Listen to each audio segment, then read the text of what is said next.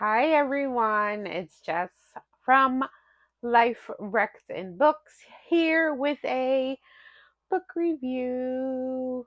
And so I really want to talk real quick about Colleen Hoover's November 9th book. I got this book for a very, very sweet deal online. It was $3.97. I know, wonderful. I literally just finished this book. I've had it in my bookshelf for a really long time. I think since like 2018, maybe 2019. And I finally got around to doing so.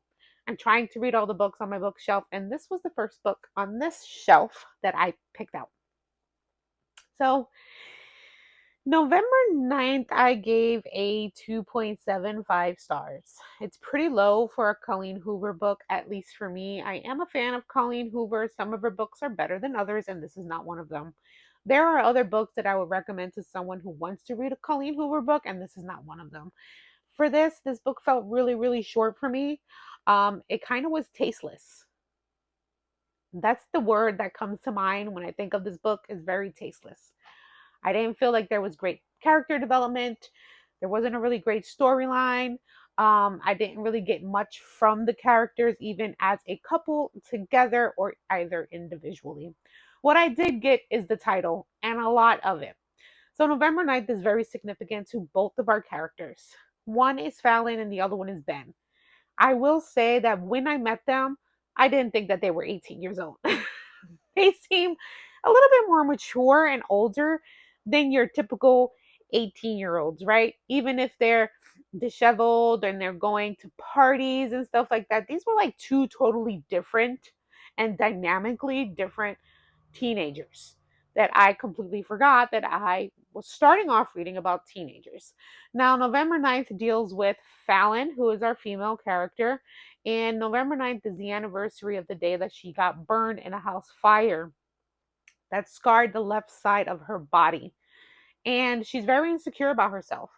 I mean, I can only imagine, right? But she is very insecure about herself, and she's moving from Los Angeles to New York to get into like Broadway shows because she was an actor, because her dad was an actor.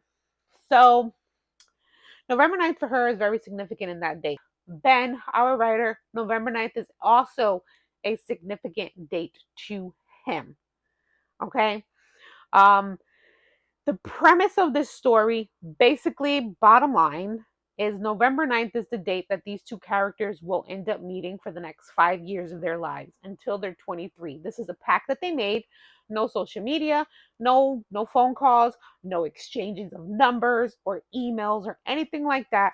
These two strangers are to meet every year on November 9th at the date and the time of their choosing, which is usually the same date and the same time. And that's basically the story. So you literally get one day out of the whole year knowing who these characters are, and the whole 364 days, we don't know who they are at all, except for when they meet together. And that is, when I say that is it, that is it. I don't feel like there was much to this story except for that.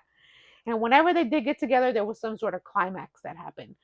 There was always an issue. There was a death. There was information that wasn't supposed to be shared that the other person found out. So there was always something going on. But for me, I felt like this book was very, very one tone. There wasn't much to it. There wasn't a lot of bounces.